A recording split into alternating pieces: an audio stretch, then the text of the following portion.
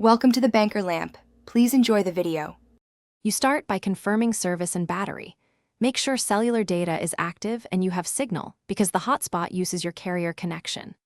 Open Settings, tap Personal Hotspot, and toggle Allow Others to Join. This creates the network immediately. You should set a clear Wi-Fi password so strangers can't join, and note the network name, your iPhone's name, so connecting devices can find it. Once done, keep an eye on data usage to avoid surprises. Next, connect a device. On the laptop, tablet, or another phone, open Wi-Fi and select your iPhone's network name. Enter the password you set.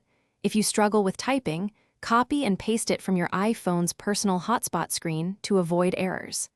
Once the device shows connected, open a browser or app to confirm internet access, because sometimes DHCP takes a moment. Make sure Bluetooth or USB tethering is enabled if you prefer. To finish, turn off Personal Hotspot to save battery and prevent unwanted joins.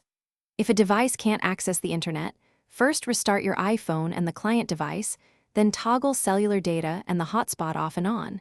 This often resolves DHCP or IP conflicts. Make sure both devices have current updates.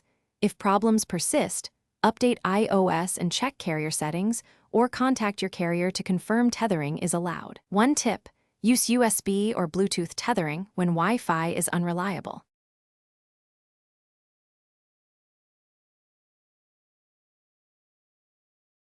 Thanks for watching. If this was helpful, leave a like and consider subscribing. See you next time.